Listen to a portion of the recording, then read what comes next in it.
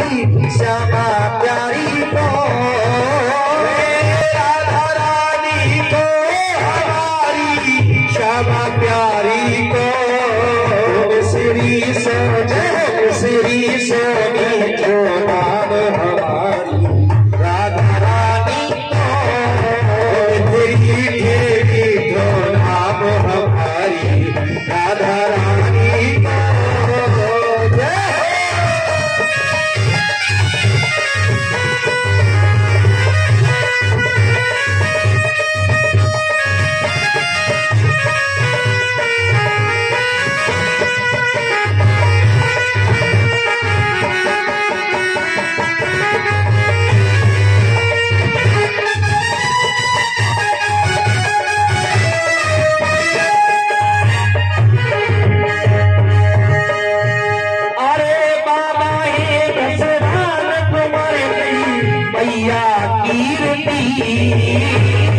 बाबा है बसदेव मैया भेजे कीर्ति, बाबा है बसवान कुमार तो मैया कीर्ति, बाबा है बसवान कुमार तो मैया कीर्ति। जमी जमी जमी देखो धाम हमारी श्यामा प्यारी को, देखो धाम हमारी राधा प्यारी को, अरे राधा प्यारी को हमारी श्यामा प्यारी को, राधा प्यारी को हमारी श्यामा प्यारी को, श्री सोनी जो नाम हमारी राधा रानी को, तेरी जो नाम हमारी राधा प्यारी को।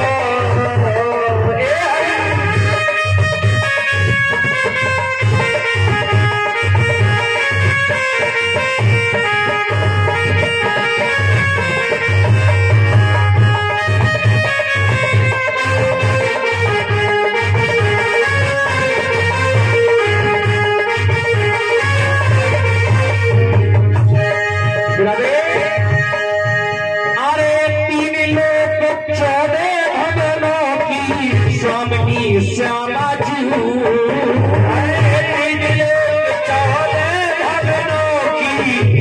जी श्यामा जी, अरे तीन लोग 14 भवनों की स्वामिनी श्यामा जी, तीन लोग 14 भवनों की स्वामिनी श्यामा जी।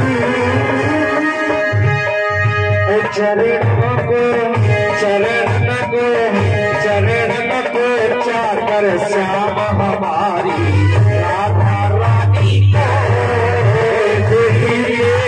जो नाम हमारी राधा प्यारी को, श्री जो नाम हमारी राधा प्यारी को, श्री सोनी जो नाम हमारी राधा रानी को।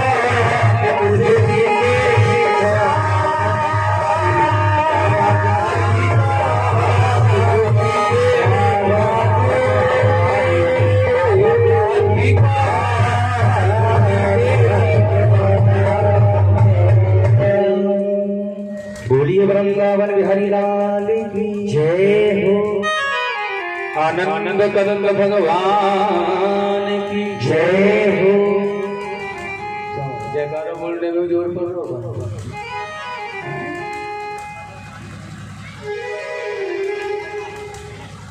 बड़ा सुंदर और खांडव पांडवों ने बनाया। दुर्योधन तो हस्तिनापुर का साम्राज्य युवराज रहा ही, लेकिन महाराज अंत में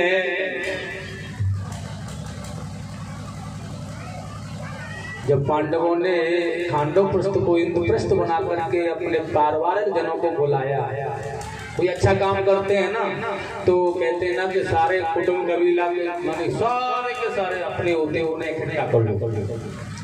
और द्वेषता तो थी दुर्योधन, तो बड़ा द्वेष रखता था। लेकिन पांडवों ने जब अपना नया घर बनाया, माने नया शासन प्रारंभ किया, तो अपने सारे पारिवारिक जनों को बुलाया। और उस समय बड़ी दिव्य सभाएं थी। कहीं कहीं दरवाजा बड़ा अच्छा सा लग रहा होता था कि बड़ा सुंदर दरवाजा, निकल जाएंगे, लेकिन वो दिखने में ही लगता था कि है, निकल के जाओ तो नहीं जा पाते थे। कहीं झरना बह रहा है, दिख रहा है लेकिन नहीं बह रहा है, और बहता दिख रहा है, और जहाँ दिख नहीं रहा वहां कभी कभी होता है। हमारा भीम के द्वारा दुर्योधन को वह प्रस्थ भ्रमण कराया गया। और ये दुर्योधन बड़ा सुंदर दरवाजा देखकर इसमें निकलने का प्रयास करता, बड़ा सुंदर है, बड़ा लालायित हो रहा है, ऐसा ये सब कुछ मेरा होना चाहिए। लेकिन कभी कभी सुंदर से दरवाजे को देख के निकलना चाहता तो सर दरवाजे में टकरा जाता। कहीं कहीं बहते झरने को देख करके बड़ा आनंदित होता है, तो वहाँ बहता हुआ झरना नहीं होता, और जहाँ नहीं होता वहाँ गिर पड़ता है। और उसने देखा यार तो दिव्य सभा है। अब दिव्य सभा का मतलब कहीं भी जहाँ दिख रहा वहाँ नहीं है, जहाँ नहीं दिख रहा वहाँ है, इसलिए बेचारा धोती को ऊपर करके पकड़ के चलता है।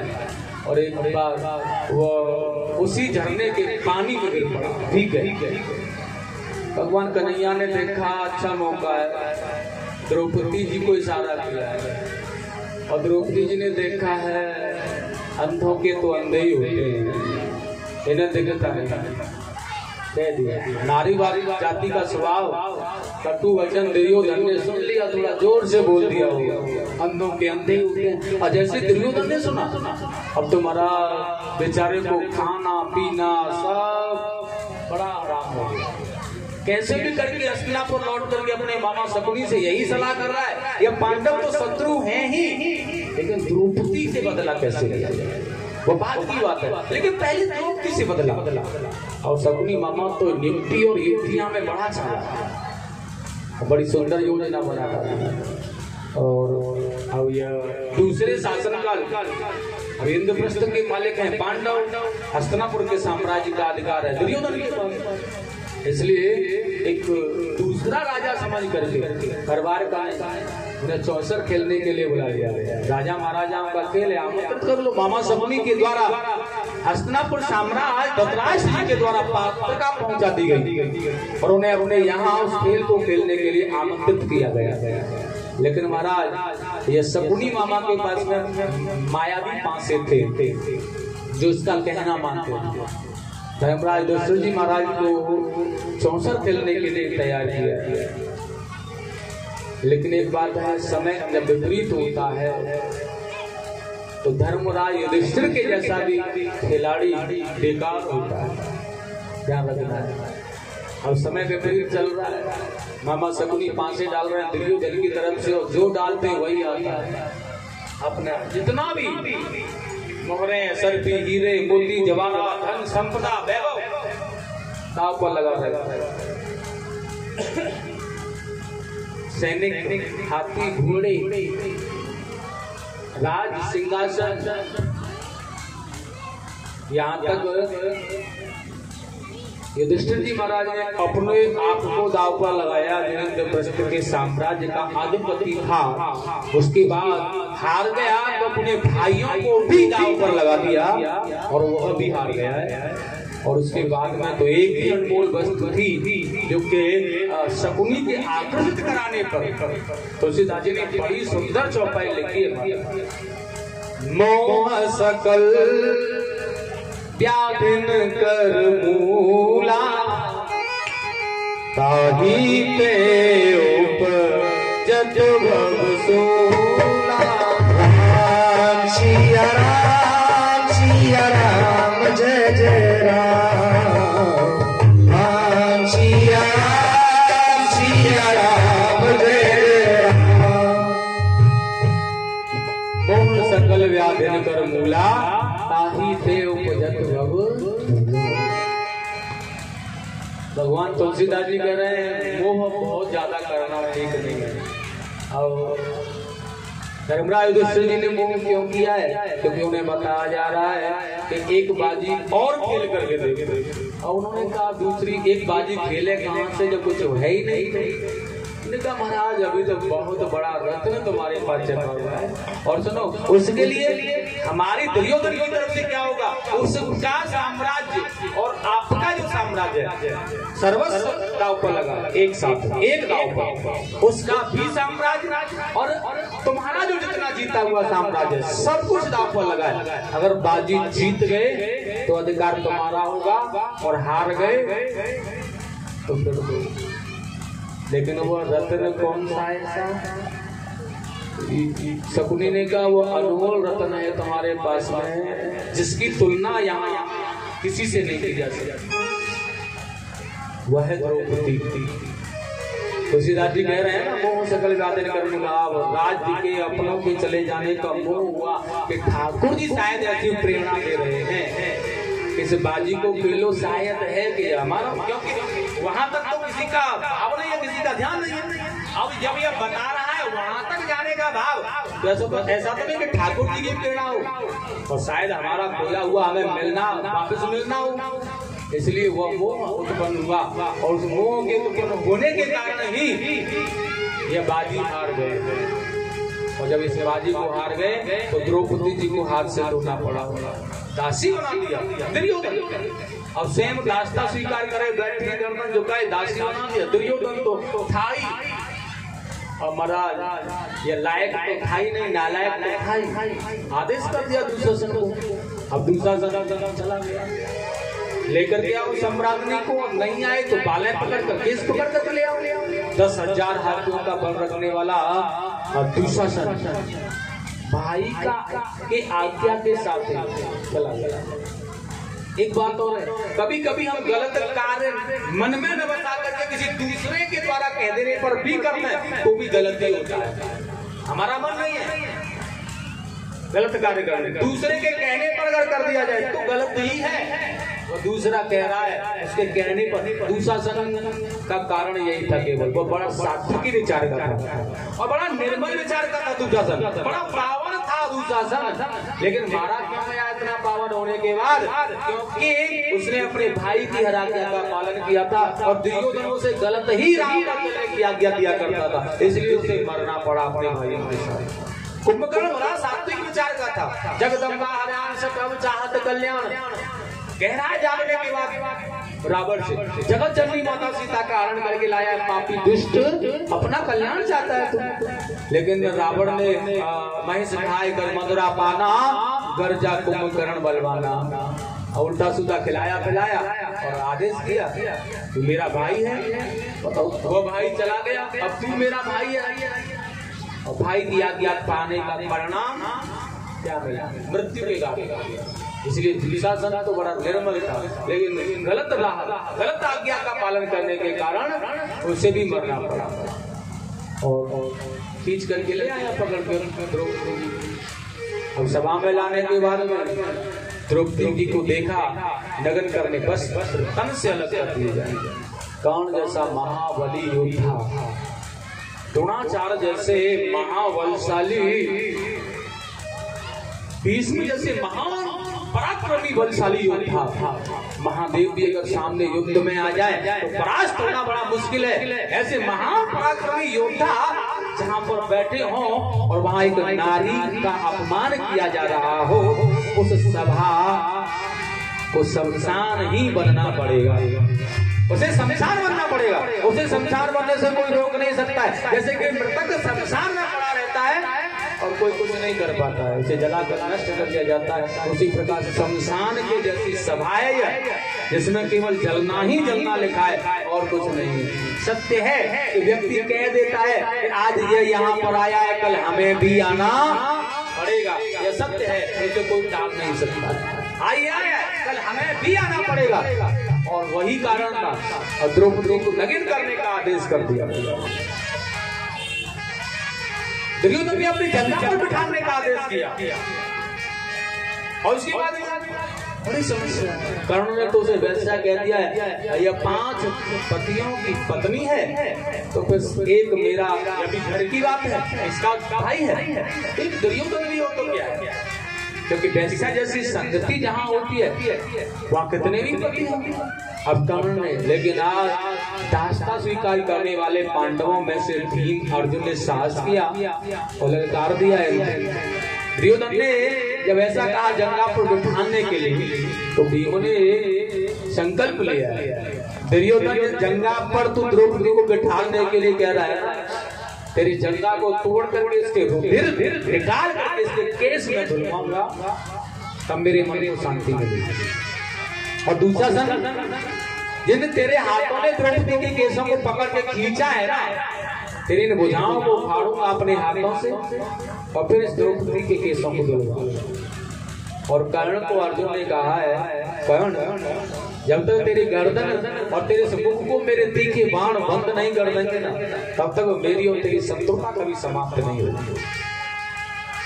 लेकिन धर्मराज युधिष्ठिर जी बड़े निर्भय कह रहे हैं, भैया दास होकर के स्वामी के सामने बड़ी वाणी करना या दासता नहीं है। दास वही होता है, सेवक वही होता है अपने स्वामी की आज्ञा का पालन करे, चाहे वो कुछ भी है। और ये दासता हमारी स्वीकार करनी है, हम दास बने हुए हैं तो हमारा कर्तव्य यही है केवल कि अपने स्वामी की आज्ञा का पालन करना। यह धर्मराज जी के अंतर के लक्षण थे जो उन्हें समझा रहे थे, जो उन्हें बता रहे थे, और अपने भाई की आज्ञा पाकर के वह दोनों सामर्थ्यवान होने के बाद भी बैठ।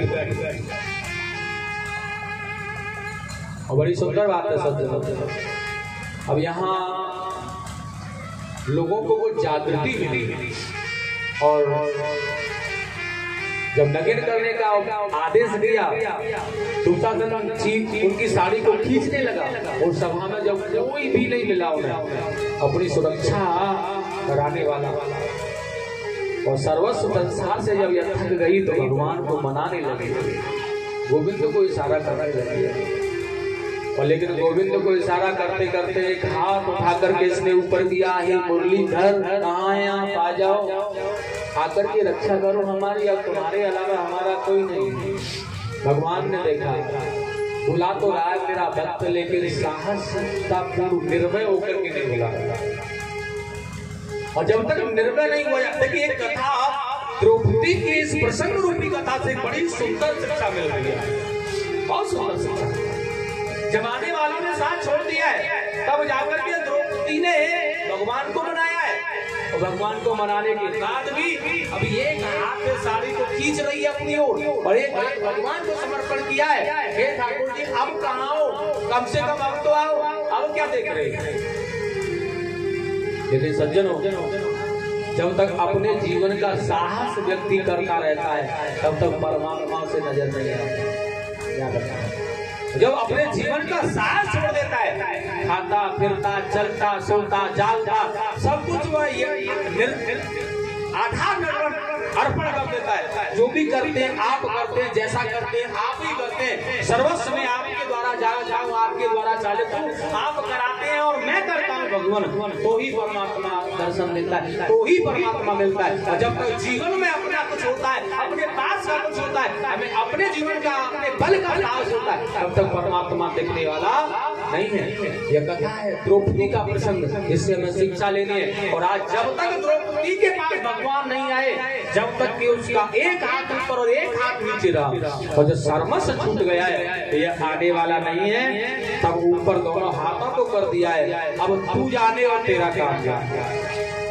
तेरे हवाले मेरी गाड़ी, तेरे हवाले मेरी गाड़ी, तू जाने तेरा काम जाने।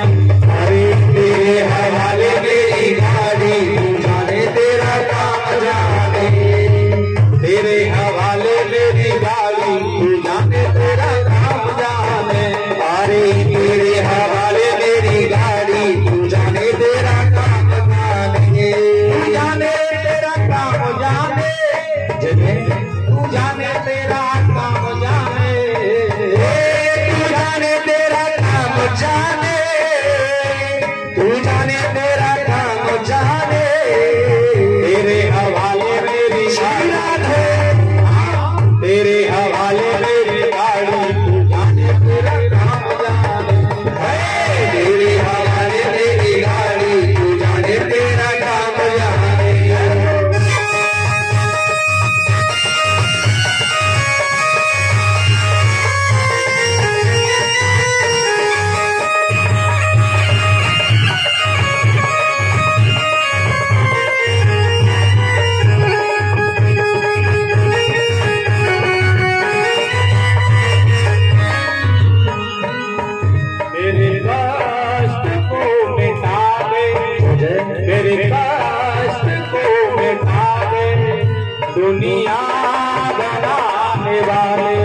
उनके नाश को मिटा